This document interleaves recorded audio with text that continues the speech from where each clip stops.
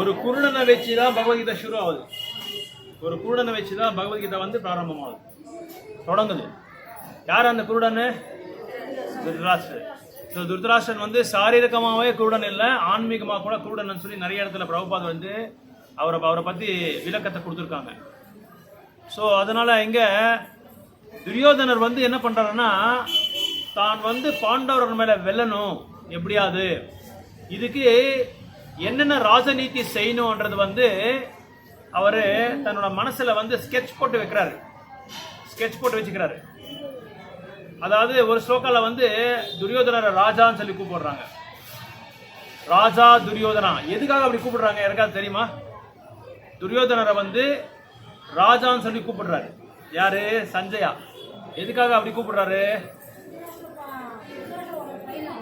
பையன்தான். ஆனா சஞ்சயனுக்கு வந்து துரியோதனர் ராஜா வரணும்னு ஆசை இருக்கா இல்லையா? அவரோட காரியதர்சி தானே அவரு, அவரோட செக்ரட்டரி தான். அப்போ ஏன் அவங்களுக்கு ஆசை இருக்காது? இப்போ நான் வந்து வெங்கடேஷ் பிரபுவுக்கு செக்ரட்டரியாக இருக்கிறேன். வெங்கடேஷ் நல்லா இருந்தது தான் நான் நல்லா இருக்க முடியும். அப்போ அவரை வந்து நான் புகழணும், குணகானம் பண்ணணும், அவர் நல்லவர்னு சொல்லி 10 பேருக்கு நான் சொன்னால் தான் அவர்கிட்ட நான் எனக்கு அந்த அவரோட வேலை ஆகும். அப்போ சஞ்சய் வந்து யாரோட காரியதர்சி? திருதராஷ்டிரோட காரியதர்சி. அப்போ சஞ்சயனுக்கு வந்து துரியோதனர் வந்து ராஜா ஆகணுமா இல்லை திருதராஷ்டிரத்துக்கு இது அவருக்கு சாதகமாக இருக்கணுமான்றது வந்து அவருக்கு அந்த நல்ல மனம் இருக்கும் இல்லையா, நல்ல எண்ணம் இருக்கணும் இல்லையா? அப்போ ஏன் அவங்களுக்கு இல்லை அந்த மாதிரி நல்ல எண்ணம்? சஞ்சய் யாரு? எப்பேற்பட்டவர் அவரு? ஞானி. குட். ஓகே. வேற ஏன் சஞ்சய் இதெல்லாம் சொல்றாங்கன்னா, சஞ்சய் வந்து ஒரு உயர்ந்தமான ஒரு பக்தர், ஒரு உயர்ந்தமான ஒரு வைஷ்ணவர். அது மட்டும் இல்லாமல் வேதவியாசரோட சீடர் அவர். வேதவியாசர்கிட்டே வரமடைஞ்ச ஒரு பெரிய பக்தர், அவர்கிட்டயே திவ்ய ஞானத்தை அடைஞ்சவர் அவர். அதனால சஞ்சயனுக்கு நல்லா தெரியும், நல்ல விலாவரியா அவருக்கு நல்லா தெரியும், இதில் வந்து கண்டிப்பாக பாண்டவர்கள் தான் வெல்லுவார். எப்படியாவது இவர் தோல்வியை பார்க்க போறாரு. யாரு? கௌரவர் சைடு தோல்வி பார்க்க போறாரு. ஒரு சின்னதாக ஒரு கேள்வி கேட்குறேன். இதில் எப்படி அவர் கரெக்டாக சொல்கிறாரு? சஞ்சயம் பாண்டவர் வெல்றாருன்னு சொல்லி சொல்கிறாரு, கௌரவர் வந்து தோத்திருவாருன்னு சொல்லி சொல்கிறாரு. இதில் கௌரவர்கிட்ட அதிகமான நபர்கள் இருக்காங்க, நிறைய சக்தி வாழ்ந்தவர்களாக இருக்காங்க, பெரிய படை இருக்குது. அது மட்டும் இல்லாமல் கிருஷ்ணர்கிட்ட நாராயண படையே வாங்கியிருக்காங்க இவங்க. அர்ஜுனர் வந்து கிருஷ்ணர் வேணும்னு சொல்லி விருப்பப்பட்டு எடுத்துக்கிட்டா, துரியோதனர் என்ன பண்ணாரு? நீங்க வேணும், எனக்கு யார் வேணும்? நாராயண படையை கொடுத்தா போதும். நாராயண படை வந்து பெரிய படை, அது ரொம்ப வலிமையான ஒரு படை, அந்த படையை கொடுத்தா எனக்கு போதும்னு சொல்லி இவர் வாங்கிட்டாங்க. அப்படி இருக்கும்போது கௌரவர் தானே கண்டிப்பாக வெல்லுவார். அது இல்லாமல் பெரிய பெரிய மகாரதிகள் எல்லாம் இருக்காங்க. யாருக்கிட்ட? கௌரவர்கிட்ட பெரிய பெரிய மகாரதிகளாக இருக்காங்க. மகாரதினா என்ன? மகாரதி, அப்புறம் வந்து அதிரதி, மத்தியரதி, ரதி, இப்படின்னு சொல்லி ஒரு 4 விபஜனைகள் இருக்கு, 4 கிளாசிபிகேஷன்ஸ் இருக்கு. மகாரதி அப்படின்னா 10,000 பேரை ஒரே தடவை அவங்க வந்து போர் பண்ணுவாங்க அவங்ககிட்ட, அவங்கள தான் மகாரதின்னு சொல்லுவாங்க. அப்புறம் வந்து அதிரதி என்ன, 1000 பேர்கிட்ட அவர் வந்து போர் பண்ணுவாங்க. ஒரே ஆள், ஒரே நபர் வந்து 1000 பேர்கிட்ட போர் பண்ணுவாங்க, அவங்கள வந்து அதிரத்தின்னு சொல்லுவாங்க. மத்தியரத்தி என்ன, 500 பேர்கிட்ட அவங்க வந்து ஒருத்தரை வந்து வெல்லுவாங்க, அவங்க போர் பண்ணுவாங்க. ரத்தின்னு சொன்னால் அதுக்கு கீழே 250-200 பேர் அவங்ககிட்ட வந்து போர் பண்ணுற அளவுக்கு அவங்ககிட்ட சக்தி இருக்கும். அப்போ இங்கே மகாரதி யார் இருக்காங்க? கௌரவர் சைடில் யார் இருக்காங்க? அந்த மாதிரி பீஷ்மாவே இருக்காரு. பீஷ்மா வந்து பெரிய மகாரதி, அவர் மாதிரி ஒரு மகாரதி யாருமே கிடையாது. அந்த அளவுக்கு பீஷ்மர் வந்து ரொம்ப வலிமையானவர். பீஷ்மர் போர்க்களத்தில் வந்து அவர் வந்து அந்த குருட்சேத்திரத்தில் நின்னாவே போதும் எல்லாருக்குமே பயம் வந்துடும். எப்படி வந்து காட்டில் சிம்மம் வந்தால் அடுத்த விலங்குலாம் எப்படி ஓடி போயிடும், அந்த மாதிரி எல்லாம் ஓடி போயிடுவாங்க. ஸோ இங்கே துரியோதனர் என்ன பண்ணுறாருன்னா, தன்னோட ராஜநீதியை வச்சுக்கிட்டு, தன்னோட சிறப்பான அந்த அரசியல் டெக்னிக்ஸ், அரசியல் சமத்காரம் வச்சுக்கிட்டு என்ன பண்ணுறாரு, துரோணாச்சாரியரை வந்து போய் கேட்குறாரு. துரோணாச்சாரியும் பீஷ்மரையும் போய் கேட்குறாரு. ஏன்னா இவங்க 2 பேர் தான் ரொம்ப வலிமையானவங்க. துரோணாச்சாரியா, கிருபாச்சாரியா, பீஷ்மா, இவங்க கிட்ட எல்லார்கிட்டையும் போய் என்ன பண்ணுறாருன்னா, அந்த போரை வந்து எப்படியாவது பாண்டவரை தோக்க வைக்கணுன்ற ஒரு நோக்கத்தில் என்ன பண்றாரு, அவங்களுக்கு எல்லாம் கொஞ்சம் பிரேரேவனை கொடுக்குறாரு, உற்சாகத்தை கொடுக்குறாங்க. மறந்துட போறீங்களோ? ஏன்னா பீஷ்மருக்கும் துரோணாச்சாரியருக்கும் அர்ஜுனனை ரொம்ப பிடிக்கும். அது பிடிக்கிறதுனால என்ன பண்றாங்க, ரொம்ப விருப்பம் அவங்க மேல, ஒரு என்ன சொல்றது, ஒரு ரொம்ப அன்பு, ஒரு சிறப்பான ஒரு மாணவன், அப்புறம் வந்து ஒரு என்ன சொல்றது ஹம்பிள்னஸ், பணிவான மாணவன், அப்புறம் ஒரு நல்ல குரு பக்தி இருக்கிற மாணவன் சொல்லி எல்லாருக்குமே அவன் மேல ஒரு அன்பு இருக்கு. இதெல்லாம் வச்சுக்கிட்டு துரியோதனன் மனசுல இந்த அன்பு அவங்ககிட்ட காமிச்சுட்டா என்ன ஆகும், கௌரவருக்கு நஷ்டமாயிடும். அவங்க வந்து தோல்வியை பார்க்க வேண்டியதா இருக்கும். அதனாலதான் என்ன பண்றாரு துரியோதனர், எல்லார்கிட்டையும் போய் உற்சாகத்தை கொடுக்குறாங்க. இப்ப நம்ம வந்து ஒரு எதிராளியை வந்து தோக்க வைக்கிறோம். நம்ம என்ன செய்யறோம், இப்ப நம்ம ஒரு பிரச்சாரம் செய்யறோம், ஒரு இடத்துக்கு போறோம். வேணுகோபால சாமி கோயில் இருக்கு, வேணுகோபால சாமி கோயில நம்ம ஜென்மாஷ்டமி பண்ண போறோம்னு நினைச்சுக்கோங்க. இந்த வருஷம் நம்ம ஜென்மாஷ்டமி பண்ண போறோம், கிருஷ்ண ஜெயந்தி பண்ண போறோம். இங்க அப்படி பண்ணணும். நம்ம என்ன செய்யணும், ஜென்மாஷ்டமி முன்கூட்டியே நம்ம plan. Right, good, very good, nice, very beautiful. முன்கூட்டியே நம்ம எல்லாமே பிளான் பண்ணி வைக்கிறோம். மூக்கண்டப்பள்ளியில் எத்தனை வீடு இருக்கு, எல்லாம் ஸ்டாட்டிஸ்டிக்ஸ் எடுக்கிறோம், டேட்டா எடுக்கிறோம். யார் கிட்ட போய் போனா நம்மளுக்கு நல்லா ஒரு இந்த நிகழ்ச்சியை வந்து நம்ம சக்சஸ்ஃபுல்லா பண்ணலாம், ஒரு வெற்றியா பண்ணலாம். எல்லாருக்குமே பக்தி தொண்டு போய் அவங்க போய் சேர்ற மாதிரி நம்ம வந்து பிளான் பண்ணிக்கலாம். அதனால நம்ம என்ன செய்யணும், முன்கூட்டியே எல்லாமே நம்ம வந்து பிளான் பண்ணி வைக்கிறோம். எல்லா பேம்ப்ளெட்ஸ் அடிக்கிறோம், இதுல கேபிள் நெட்வொர்க்கு வந்து விளம்பரம் கொடுக்குறோம், பப்ளிசிட்டி, நிறைய பேனர்ஸ் எல்லாம் போடுறோம். இப்போ வெங்கடேஷ் பிரபு இருக்காங்க, நீங்க உங்க ஏரியாவில் வந்து ஆளாளுக்கு ஒரு ஏரியா இருக்காங்க, ஒரு ஏரியாவில் ஒரு பேனர் போட்டால் என்ன ஆகும், எல்லாருக்குமே மக்களுக்கு தெரியும். ஓ, வேணுகோபால சாமி டெம்பிளில் வந்து கிருஷ்ண ஜெயந்தி நடக்க போகுது, இது வந்து நம்ம வந்து கலந்துக்கணும், ரொம்ப விசேஷமா இருக்கும். இந்த மாதிரி துரியோதனன் என்ன பண்றாரு, முன்கூட்டியா எல்லாம் பிளான் பண்ணி எல்லார்கிட்டையும் போறாரு, ஒருத்தர்கிட்டயும் போறாரு, பெரிய பெரிய மகாரதி கிட்ட போறாரு. இந்த மாதிரி நீங்க என்ன பண்ண போறீங்க, ஒரு குருநாதர் கிட்ட மாணவர் வந்து எப்படி நடந்துக்கணும், எந்த ஸ்லோகால அது சொல்லப்பட்டிருக்கு. ஒரு குருநாதர் கிட்ட ஒரு மாணவர் வந்து எப்படியெல்லாம் நடந்துக்கணும்ன்றது என்ன எப்படி சொல்லியிருக்காரு கிருஷ்ணர் கீதையில. நம்ம எல்லாமே படிச்சிருக்கோம் புதன்கிழமை கிளாஸ்ல. 4:34 4:32 என்ன சொல்றாங்க, தத்விதி, எல்லாரும் ரிப்பீட் பண்ணுங்க. தத்விதி பிரணிபாதேனா பரிப்ரஷ்னேனா சேவயா உபதேக்ஷந்தி தே ஞானம் ஞானினாம் தத்வதர்ஷனஹ. ஸோ இங்க 3 வகையான ஒரு சேவைகள் நம்ம பண்ண வேண்டியதா இருக்கு குருநாதருக்கு. ஒன்று, தத்விதி பிரணிபாத்தேனா, ஒரு நல்ல குருவை, சிறப்பான குருவை, பிராமணிகமான குருவை, தக்க குருவை வந்து நம்ம வந்து அவரை வந்து அணங்கணும். அதுக்கு அணங்கின பிறகு என்ன செய்யணும், பிரணிபாத்தேனா பரிப்ரஷ்னேனா, அவரை எப்படி கேட்கணும், கேள்விகளை எப்படி கேட்கணும், இனிமையா கேட்கணும், பணிவா அவர்கிட்ட கேட்டு நம்ம தெரிஞ்சுக்கணும். அதுக்கப்புறம் என்ன செய்யணும், சேவையா அப்படின்னு என்ன அர்த்தம், சேவையா தொண்டு செய்யணும். அவருக்கு குருநாதருக்கு நம்ம தொண்டு செய்யணும். ஏன் இவங்களுக்கு இதெல்லாம் செய்யணும்னா, because he has seen the absolute truth, பரதத்துவத்தை வந்து அடைஞ்சவங்க இவங்க. அதனால இவங்க வந்து அந்த பரதத்துவம் எங்க எப்படி போகணும், அதுக்கு வழிமுறைகள் என்ன, அதுக்கு மாற்று கருத்துக்கள் என்ன, இதெல்லாமே அவங்க சொல்லிக் கொடுப்பாங்க நம்மளுக்கு. அதனால இவங்களை வந்து அணங்கணும், இவங்களை வந்து நம்ம என்ன செய்யணும், பணிவா கேள்வி கேட்கணும், அதுக்கப்புறம் சேவையே செய்யணும்.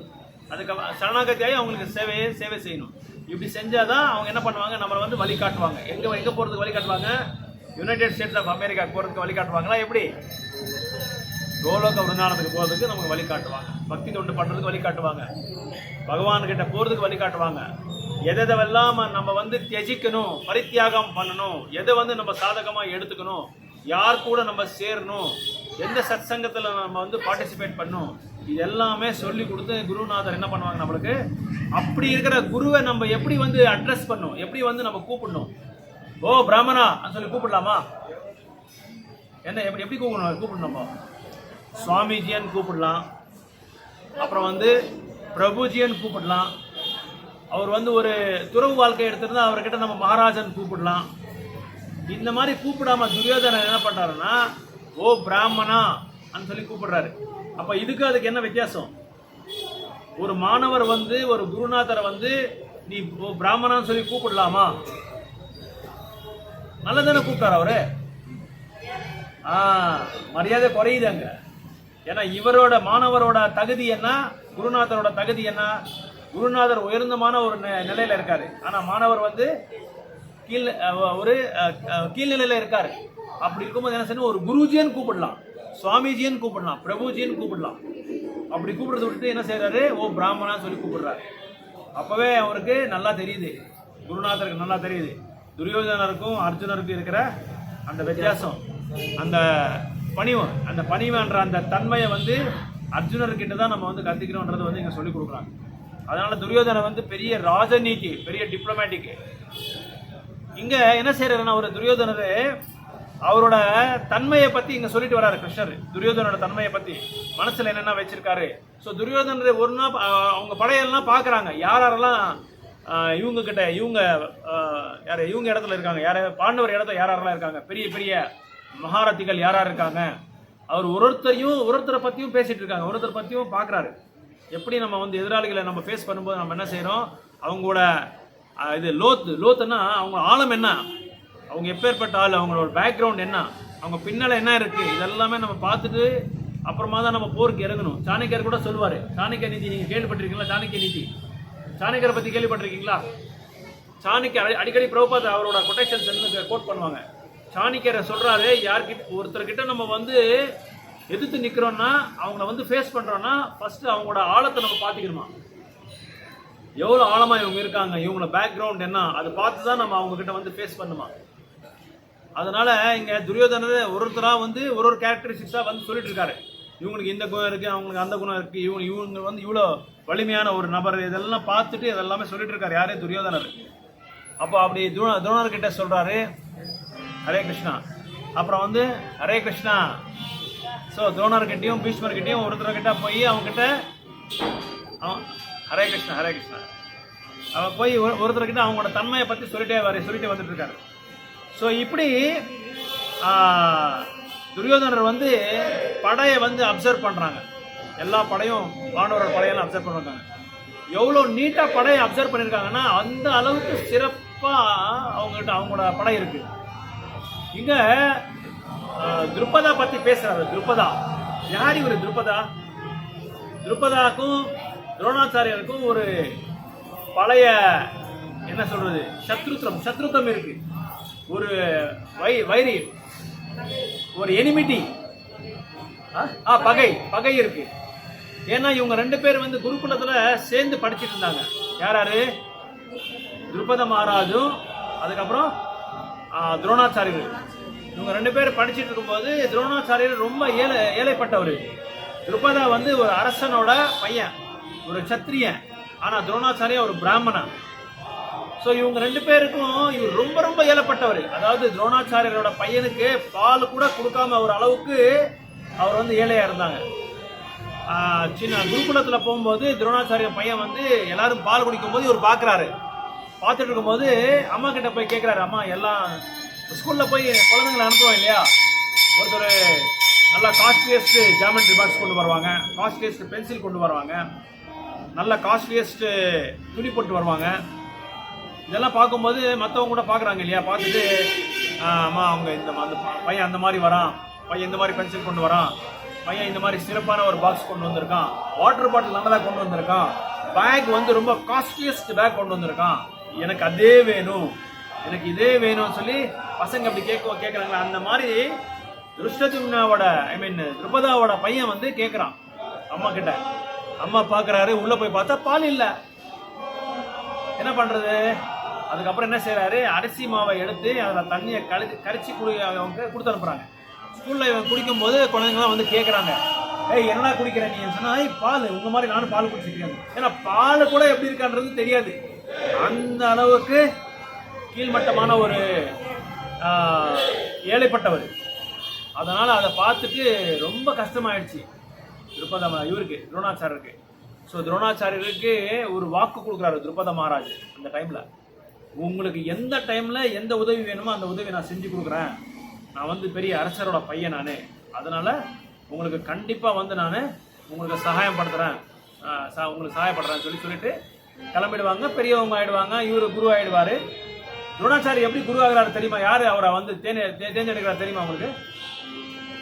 துரோணாச்சாரியர் வந்து இந்த குரு வம்சத்துக்கு ஒரு குரு ஆக போறாரு. சாஸ்திர குரு இல்ல அவரு, சஸ்திர குருனா ஆயுதங்கள், இந்த கலை, இது தனுசு கலை, கதா கலை, இந்த ஒரு வித்திய கல்வியை வந்து கொடுக்குறவங்க. இந்த சஸ்திர கல்வியை யார் இவர் வந்து தேர்ந்தெடுக்கிறாருன்னா பீஷ்மதேவ தான் சொல்லி அனுப்புறாரு, இந்த மாதிரி துரோணாச்சாரியை வந்து அழிச்சிடுவாங்கன்னு சொல்லி. அப்புறம் பீஷ்மதேவர் அவருக்கு வந்து கட்டளை கொடுப்பாரு, எங்க வம்சத்துக்கு எல்லாத்துக்குமே நீங்க தான் சஸ்திர குருவா இருக்கணும். சஸ்திர குரு வேற, சாஸ்திர குரு வேற. ஸோ இவங்களை கூப்பிட்டு இந்த கல்வியை நீங்க கொடுக்கணும் போது அப்படி துரோணாச்சாரி ஒத்திக்கிறாரு. அப்படி பண்ணும்போது தான் திரௌபத மகாராஜ் சொல்றாரு, நான் அரசனான பிறகு உங்களுக்கு நான் வந்து எப்படியாவது உங்களுக்கு நான் உதவி ஆகிறேன் சொல்லி வாக்கு கொடுக்குறாரு. அப்போ இவருக்கு ரொம்ப உயர்ந்தமான ஒரு நிலைக்கு வந்துடுறாரு. இவரு யாரு? திரௌபதா. அந்த சமயத்துல என்ன ஆகுதுன்னா துரோணாச்சாரியர் போக போக ரொம்ப கீழ்மட்டமான ஒரு நிலைக்கு போயிடுறாரு. அப்போ போய் திரௌபத மகாராஜோட அரசாங்கத்துக்கு போய் கேட்குறாங்க, திரௌபதா நீங்க வந்து வாக்கு கொடுத்தீங்க, நம்ம 2 பேரும் கல்வியில படிக்கும்போது, நம்ம 2 பேரும் மாணவர்களாக இருக்கும்போது நீங்க ஒரு இது எனக்கு சகாயம் பண்றேன்னு சொன்னீங்க. ஸோ இப்போ அதனால தான் நான் கேட்கறதுக்கு உங்ககிட்ட நான் வந்திருக்கேன்னு சொல்லும்போது திரௌபத மகாராஜுக்கு எங்க வேலை அகங்காரம் வந்துடுது. நான் சொல்றது நான் வாக்கு கொடுத்ததா, அதெல்லாம் எனக்கு எதுவும் தெரியாது, முதல்ல வெளியே போன்னு சொல்லி துரத்துறாரு. அவர் யார? துரோணாச்சாரியே துரத்துறாரு. கேக்குதா? நல்லா கேக்குதா? துரோணாச்சாரியே துரத்துறாரு. துரோணாச்சாரிக்கு ரொம்ப கோபம் வந்துருக்கு. அவர் கொடுக்கலன்னா கூட பரவாயில்ல, இந்த மாதிரி ஒரு அவமானம் அவரால் தாங்கவே முடியல. அப்போ என்ன செய்யறாரு? துரோணாச்சாரியர் வந்துடுறாரு. அப்போ சபதம் எடுக்கிறார் துரோணாச்சாரியர். என்ன செய்யணும், என்ன சபதம் எடுக்கிறாருன்னா, எப்படியாவது இந்த திரௌபதரை வந்து வாழ்க்கையில் அவரை வந்து கீழ்மட்டமான ஒரு நிலைக்கு தள்ளணும்னு சொல்லி அவரு சபதம் எடுக்கிறாரு. அப்ப சொல்லிட்டே வராரு துரோணாச்சாரியர், சபதம் போட்டு வராரு, என்னைக்காவது ஒரு நாள் நான் வந்து உன்னை பார்க்க போறேன், இந்த வாக்கை வந்து நானே வாபஸ் வாங்க போறேன், நீ வாபஸ் வாங்க போறேன்னு சொல்லி அவர்கிட்ட சபதம் போட்டு வராரு. அப்ப திரௌபதரை வந்து என்ன செய்யறாரு? துரோணாச்சாரியர் கிளம்பி வந்துடுவாரு. அப்புறம் தான் இவரு என்ன செய்யறாரு? திரௌபத மகாராஜ் இவருக்கு அவமானம் பண்ற மாதிரி பேசிட்டாரு துரோணாச்சாரியார். அப்ப திரௌபத மகாராஜ் என்ன செய்யறாரு? ஒரு யக்னம் ஒன்று தொடங்குறாரு. ஒரு வேலி தொடங்குறாரு. அந்த வேலி எதுக்காக தொடங்குறாருன்னா துரோணாச்சாரியரை வந்து வதம் பண்றதுக்காகவே அந்த வேலியை வந்து தொடங்குறாரு. அந்த வேலியில வந்து இவருக்கு ஒரு சங்கல்பம் எடுத்துக்கிறாரு, எனக்கு வந்து துரோணாச்சாரியரை வதம் பண்ற அளவுக்கு ஒரு வலிமையான ஒரு பையன் எனக்கு வேணும்னு சொல்லி அந்த வேலியை வந்து தொடங்குறாரு. அதுக்கு முன்னாடி என்ன ஆகுதுன்னா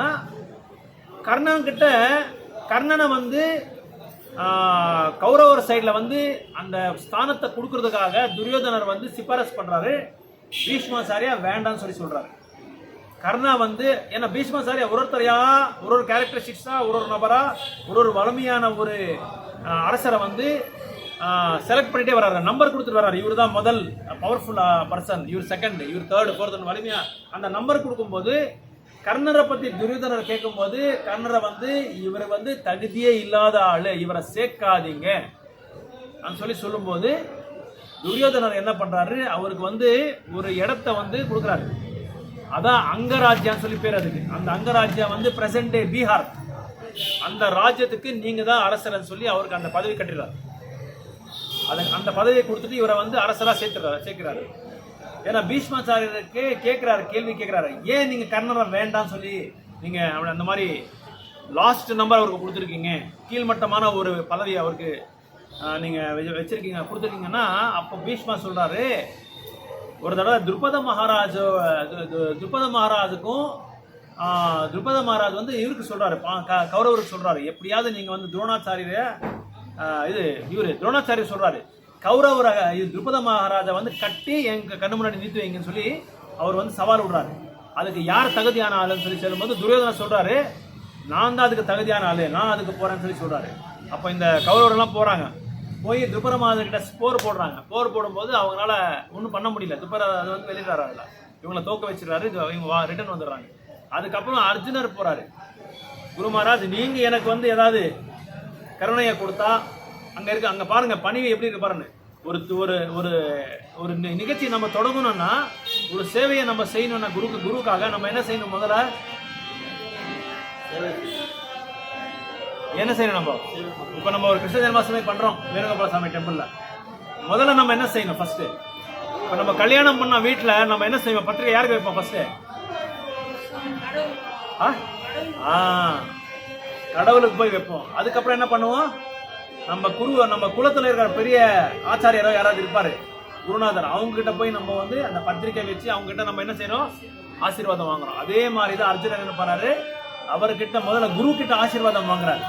குரு கிட்ட ஆசீர்வாதம் வாங்கி அவர்கிட்ட வணங்கி அதுக்கப்புறம் போறாரு. அப்புறம் தான் துருபத மகாராஜா வந்து அவரை வந்து அந்த போர்ல அவர் தோல்வி அடைஞ்சிருவாரு. துருபத மகாராஜா அவரை கட்டி கூட்டு வந்து நிக்க வைக்கிறாரு. யார் முன்னாடி? துரோணாச்சாரிய முன்னாடி. அப்பதான் துருபதாச்சாரியா வந்து யோசனை பண்றாரு, இந்த மாதிரி ஒரு நபர் தான் எனக்கு தேவை. எனக்கு பொண்ணா யாராவது பிறந்தா இந்த பையனுக்கு தான் நான் கொடுப்பேன். பையனா பிறந்தா என்ன பண்ணுவேன்? பையனா பிறந்தா துரோணாச்சாரியரை வதம் பண்ற அளவுக்கு வலிமையான ஒரு பையன் வேணும்னு சொல்லி சங்கல்பம் பண்ணி எடுத்துக்கிறார். அப்ப அந்த வேலியில வந்து பொண்ணு பையன் சொல்லி அவர் என்ன பண்றாரு?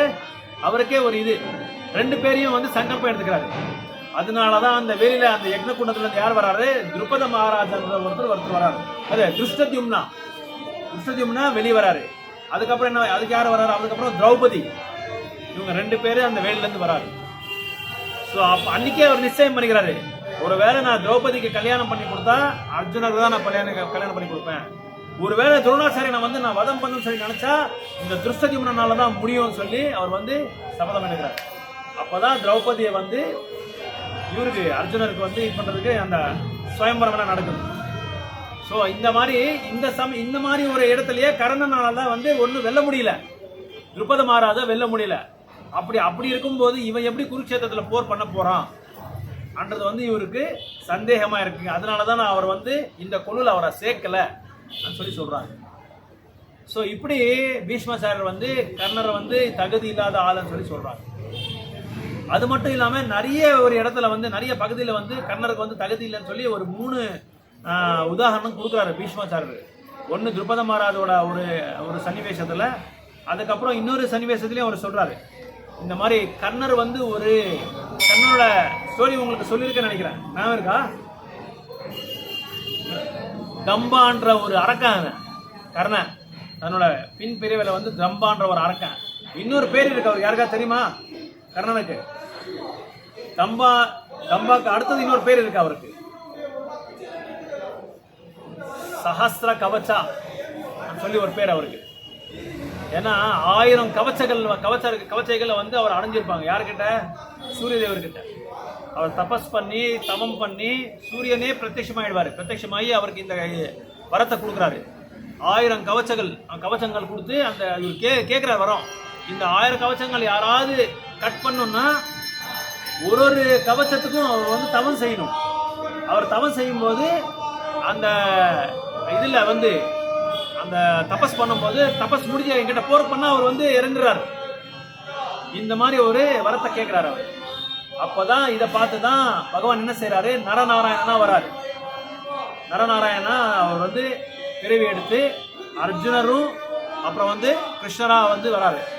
2 பிள்ளைகளா வராரு. அர்ஜுனர் வந்து போர் பண்ணிட்டு இருந்தா நாராயணன் வந்து தவம் பண்றாரு.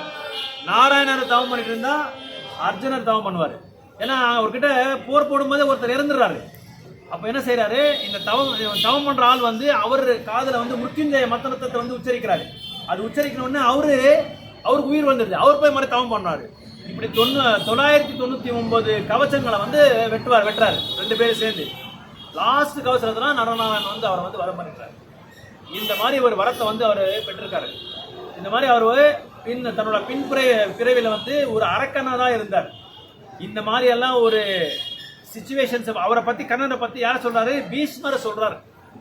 எல்லாருக்குமே துரியோதனருக்கு எல்லாம் சொல்றாரு. அதனால கர்ணன் வந்து தகுதியான ஆள் கிடையாது. கர்ணர் வந்து நல்ல ஆளு, சிறப்பான ஆளுன்னு சொல்லி எத்தனை பேர் சொல்றீங்க? Very good, right. கர்ணர் வந்து ஒரு நல்ல ஆளு, ஒரு சிறப்பான ஆளு, சிறப்பான நபர், சிறப்பான பக்தர் சொல்லி ஏன் சொல்றீங்க? உண்மையா வந்து அவரோட தாய் வந்து என்ன பண்றாரு? கர்ணரை ஆத்துல விட்டுறாரு. அப்ப தப்பு அவரு இதுல தானே, அம்மா தானே தப்பு. ஏன் அம்மா ஆத்துல விட்டுறாரு? கல்யாணம் ஆகிறதுக்கு முன்னாடியே அந்த குழந்தை வந்து பெத்திக்கிட்ட அதை வளர்த்தனா என்ன சமுதாயம் என்ன சொல்லுவோம்? தப்பா பேசும், அதனாலதான் ஆத்துல விட்டுறாங்க. அப்ப அம்மாவோட தான் தப்பு. என்ன கண்ணன் நல்லவர் தானே? அப்போ ஏன் கண்ணன் நல்லா இல்ல, நான் இது சரியில்லைன்னு சொல்லி சொல்றீங்க? அப்போ எக்ஸாக்ட்லி அங்கதான் நம்ம வாழ்க்கையில கூட நம்மளோட இதெல்லாம் தொடங்குது. நம்ம லைஃப் கூட அதுல தான் தொடங்குது. நம்ம எல்லாமே நல்ல ஆளுங்க தான், நல்ல குணங்கள் நல்ல தன்மை நம்ம கிட்ட இருக்கு. ஆனா நம்ம சேர்ற ஒரு சகவாசம் தான் சரியில்லை. கர்ணர் உண்மையா நல்ல சிறப்பான ஆளு தான், உயர்ந்தமான ஒரு நபர் தான், குந்தி தேவிக்கு பிறந்த ஒரு புத்திரன். இருந்தாலும் அவன் இருக்கிற இடம் அந்த சவகாசம் வந்து சரியான சவகாசம் இல்லை. இதுல இருந்து நம்ம என்ன தெரிஞ்சுக்கலாம்? சங்கம் நல்ல சங்கமா இருக்கணும். எப்போ நல்ல சங்கமான்ற அதுக்கு என்ன பேரு? நல்ல சங்கத்துக்கு சத் சங்கம். சத்தனா என்ன? சத்தனா என்ன? சத்தனா சாஸ்வதமானது. சத் அசத். சத்தனா சாஸ்வதமானது, அசத்தனா தற்காலிகமானது. சத் சங்கம்னா, சத் சங்கம் யார் ஒருத்தர் வந்து அதுல வந்து பங்கெடுக்கிறாங்களோ அவங்களுக்கு வந்து சத்குணங்கள் வரும். சத்குணங்கள் வரும். அந்த சத்குணங்கள் வர்றதுனால என்ன ஆகுது? சத்துவகுணம் நம்மளை வந்து உருவாக்கும். சத்துவகுணம் உருவாக்குற பிறகு என்ன ஆகுது? ஒரு நல்ல விஷயங்களை வந்து நம்ம தெரிஞ்சுக்கிறதுக்கு ஒரு வாய்ப்பு கிடைக்கும். அப்புறம் நம்ம கிட்ட இருக்கிற தீமைகள் எல்லாமே வெளியே போயிட்டே இருக்கும். ஏன் வெளியே போகுதுன்னா சத்குணங்கள் உள்ள வந்துட்டு இருக்கு, இதயத்துல சத்துவகுணங்கள் வந்துட்டு இருக்கு. அதனால என்ன ஆகுது? தமோ குணம் ரஜோகுணம் இருக்கிற இதெல்லாமே தீமை குணங்கள் எல்லாமே வெளியே போயிட்டு இருக்கு. அதனால இங்க நம்ம தெரிஞ்சுக்க வேண்டிய ஒரு விஷயம் என்னன்னா, முதல் விஷயம் நம்ம பணிவா இருக்கணும். எவ்வளவு அளவுக்கு நம்ம பணிவா இருக்கணும்னா அவ்வளவு அளவுக்கு நம்ம பக்தியில வந்து முன்னேற்றத்தை பார்த்துட்டே இருக்கலாம். அதே மாதிரி நம்ம சேர்ற சங்கம் வந்து பணிவா இருக்கிற ஆட்கள் கிட்ட தான் நம்ம சங்கத்தை வந்து நம்ம வந்து உருவாக்கணும். இப்படி சத் சங்கம். அதனாலதான் சத் சங்கம் வந்து ரொம்ப ரொம்ப விசேஷமான ஒரு என்ன இம்பார்ட்டன்ட் ரோல் கலியுகத்துல. It plays a very great major role. இன்னைக்கு சத் சங்கம் இல்லாதனாலதான் மக்கள்லாம் இந்த மாதிரி ஆயிட்டு இருக்காங்க. அதனாலதான் பிரபுபாதர் வந்து என்ன பண்ணாரு? இந்த ஏக்கத்தோட இது அந்த வெளிநாட்டுக்கு போகும்போது, வெள்ளரசி நாட்டில் போகும்போது என்ன பண்ணாங்க? சத்குணத்தை வந்து உருவாக்குனாங்க. சத்குணத்தை எதுக்காக உருவாக்குனாங்கன்னா, அந்த வெள்ளரச நாட்கள் இருக்கிற நபர்கள்கிட்ட எதுவும் சத்துவகுணம் கிடையாது. எப்பவும் குடிக்கிறது, அக்கிரம சம்பந்தம் செய்யறது, கேம்லிங் ஜூதம் ஆடுறது, பாலுறவு பண்றது, குடிக்கிறது, இதான் அவங்களோட வேலை. அதனால அவங்கள வந்து ஆன்மீகமான ஈடுபாடு நம்ம கொடுக்கணும்னா என்ன செய்யணும்? அந்த ஒரு வாத்தாவரணத்தை வந்து நம்ம உருவாக்கணும். எந்த வாத்தாவரணத்தை உருவாக்கணும்? சத்துவகுணத்தில் இருக்கிற வாத்தாவரணத்தை எப்போ நம்ம உருவாக்குறோமோ அப்போ என்ன ஆகுது? அந்த ரஜோகுணம் தமோகுணம் எல்லாம் கொஞ்சம் கொஞ்சமா வெளியே போயிடுது. அதனாலதான் கிருஷ்ணர் பிரபுபாதர் என்ன செஞ்சாரு? பலராமரை கொண்டுட்டு போனார். யார் பலராமர்? கர்த்தால். நம்ம கர்த்தால் பாடுறோம், கீர்த்தன் பண்ணும்போது பண்ணுவோம், அவர் தான் பலராமர். அந்த பலராமரோட அந்த இனிப்பான ஒரு வாத்தியத்தை வந்து அவங்களுக்கு வந்து கேட்க வச்சாங்க. அது கர்த்தால் பாட பாட பாட பாட என்ன ஆகுது? அந்த சத்தம் கேட்க கேட்க கேட்க எல்லாருமே ஸ்லோ இது என்னது கிராஜுவலா அவங்களோட ரஜோகுண தமோகுணம் எல்லாம் குறைஞ்சிடுச்சு. அப்ப பிரபுபாதோட கீர்த்தனுக்கு வந்து ரெஸ்பான்ஸ் கொடுக்க ஆரம்பிச்சிட்டாரு. அதனாலதான் அந்த காரணத்தினாலதான் பிரபுபாதனால அந்த சத்த குணத்தை உருவாக்க முடிஞ்சது. ஏன்னா ரஜோகுண தமோ குணத்தெல்லாம் அவர் வந்து கொஞ்சம் கொஞ்சமா போக வச்சாரு. சங்கீர்த்தனால, பஜனனால, பகவத்கீதா இந்த சொற்பனால, சத்சங்கத்தினால நிதானமா என்ன செஞ்சாங்க? பொறுமையா அவங்கள வந்து அந்த ரஜோகுண தமோகுணம் வந்து வெளியே வரதுக்கு என்னென்ன செய்யணுமோ அந்த மாதிரி ஒரு வாதாவரணத்தை வந்து உருவாக்குனாரு பிரபுபாதர். இப்ப கூட நீங்க போனா கூட வெளிநாட்டுல நம்ம நாட்டுல இருக்க பக்தர்கள் தான் நிறைய பேர் கோயில்ல இருப்பாங்களே தவிர அவங்க அந்த வெளிநாட்டுக்காரங்க ரொம்ப ரொம்ப கஷ்டம், வர முடியாது. அந்த அளவுக்கு ஆழ்ந்து போயிருக்காங்க. எதுல? இந்த தீமை குணத்துல வந்து நம்ம ஆழ்ந்து போயிருக்காங்க. அதனால அவங்களை கொண்டு வரணும்னா நம்ம வந்து சத்துவகுணத்துல நம்ம வாழணும். நம்ம சத்துவகுணத்தை வாழ்னாதான் சத்துவகுணத்தோட அந்த வாதாவரணத்தை நம்ம வந்து உருவாக்க முடியும், இல்லை உருவாக்க முடியாது. அதனால இங்க துரியோதனோட அந்த மனத்தத்துவம், அவங்களோட பாவஜாலம் எப்படி இருக்குன்றது தான் இங்க பகவத்கீதையில முதல்ல. அதனால ஃபர்ஸ்ட் சாப்டர் ரொம்ப ரொம்ப இம்பார்ட்டன்ட். நிறைய பேர் என்ன நினைக்கிறாங்கன்னா, பகவத்கீதை வாங்கின உடனே அந்த ஃபர்ஸ்ட் சாப்டர் பார்த்து படிக்க ஒரு 5 ஸ்லோகா படிச்ச உடனே அப்படியே ஸ்கிப் பண்ணிடுவாங்க. ஸ்கிப் பண்ணி என்ன பண்ணுவாங்க? 2வது சாப்டர் போயிடுவாங்க. ஏன்னா ஃபர்ஸ்ட் சாப்டர்ல நிறைய இருக்கு, நம்ம தெரிஞ்சுக்க வேண்டிய விஷயங்கள் நிறைய இருக்கு. ரொம்ப ஆழமான என்ன சொல்றது, ஆழமான லாஜிக்ஸ் நிறைய இருக்கு அதுல.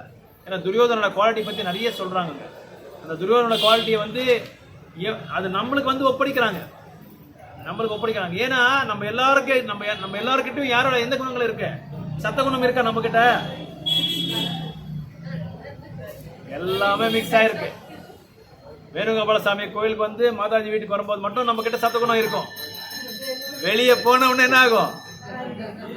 கம்ப்ளீட்டா ரஜகுணம் தமகுணம் மாறிடுவோம். அதனால என்ன பண்ணணும் நம்ம? அப்போ இந்த கல்விக்கு இந்த கல்வியை வேஸ்ட்னு சொல்லி நம்ம நினைக்கலாம் இல்லையா? என்னைக்குமே வந்து நஷ்டமாகாது. சத்சங்கம் நஷ்டமாகாது. ஆன்மீகமான பக்தி நஷ்டமாகாது. நம்ம செய்யற தொண்டு, கைங்கரியம், சேவை எதுவுமே நஷ்டமாகாது. ஏன்னா சத்தகுணத்திலே நம்ம ஆழ்ந்து போகிறதுனால தொடர்ந்து அந்த சத்தகுணம் நம்ம என்ன செய்யும்? ரஜோகுணத்துக்கு தமோ குணத்துக்கு இந்த மாதிரி ஒரு ரிசல்ட்ஸ் அவுட்புட் இந்த மாதிரி வருது. அதனால நம்ம வந்து அதுல இருந்து தூரம் வரணும்னு சொல்லி அதை நம்மளுக்கு ஒரு எச்சரிக்கை கொடுக்கும். டைம் என்ன பண்ணுது? ஆயிடுச்சா? ஓகே, நம்ம ஸ்டாப் பண்ணலாம். ஜெபம் பண்ணிட்டீங்களா? ஓகே, ஸ்டாண்டிங் ஆயிடுச்சா? ஓகே, இவங்க புதுசாக வரலாம். ஏதாவது கேள்விகள் எதாவது இருக்கா? கேள்வி ஏதாவது டவுட்ஸ் ஏதாவது இருந்தால் கேட்கலாம். அதுக்கு முன்னாடி ஒரே ஒரு பிரார்த்தனை. நம்ம ஃபேமிலி மெம்பர்ஸ்க்காக, நம்ம தொடர்பில் இருக்கிறவங்களுக்காக, ஸ்நேகிதர்களுக்காக, ஃப்ரெண்ட்ஸுக்காக, அவங்களுக்கு எல்லாமே இந்த கிருஷ்ண பக்தி வரணும். எல்லாருமே இந்த ஆன்மீகமான ஈடுபாட்டில் வந்து பங்கெடுக்கணும். அப்புறம் யாராவது உடம்பு முடியாமல் இருக்கிறவங்க, அவங்கள பற்றி நீங்கள் நினச்சிக்கோங்க. அவங்கள பற்றி நம்ம வந்து கொஞ்சம் 3 தடவை நம்ம பிரார்த்தனை செய்யலாம். 3 தடவை ஹரே கிருஷ்ண மந்திரம் சொல்லி உடம்பு அவங்க நல்லா ஆகட்டும், அவங்க கிருஷ்ண பக்தி வரட்டும் சொல்லி நம்ம பிரார்த்தனை பண்ணலாம் எல்லாருக்காக. ஓகே, ஹரே கிருஷ்ணா கிருஷ்ண கிருஷ்ணா ஹரே ஹரே, ஹரே ராமா ராம ராம ஹரே ஹரே, ஹரே கிருஷ்ணா கிருஷ்ண கிருஷ்ணா ஹரே ஹரே, ஹரே ராமா ராம ராம ஹரே ஹரே, ஹரே கிருஷ்ணா கிருஷ்ண கிருஷ்ணா ஹரே ஹரே, ஹரே ராமா ராம ராம ஹரே ஹரே. जगद्गुरु श्रील प्रभुपाद की, हरिनाम संकीर्तन महायज्ञ की, श्रीमद् भगवद गीता की जय। गौर प्रेमानंद हरि हरि बोल।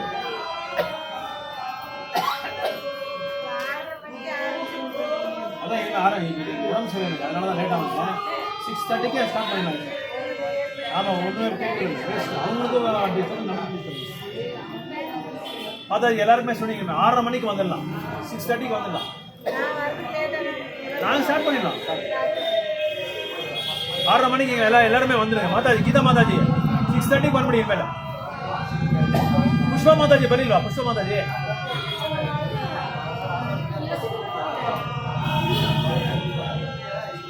எல்லாருக்கும் ஏழு 6 வரைக்கும் இனிமேல் பிரபு ரொம்ப நாளாக வரவே இல்லை. நீங்கள் 6:30 மணிக்கு வந்துடுங்க. இனிமேல் சனிக்கிழமை ஷிஃப்ட் இல்லைன்னா வந்துடுங்க. ஓகே, ஷிஃப்ட் இருந்தால் வேண்டாம், இல்லைன்னா வந்துடுங்க. மேலே உட்காரு பிரபு, இப்படி வாங்க, மேலே வெங்கேஷ் ப்ரோ, மேலே பண்ணி கண் நீக்கவா, கண் நீக்கணும். ಇಲ್ವಾ ರೈಟ್ ಇನ್ಪುಟ್ ಕನ್ನಡ ಬರ್ತಾ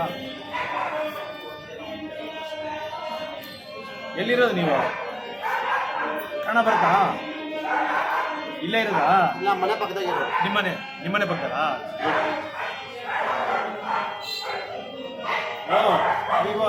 ನಿಮ್ಮ ಪೈಯನಾ?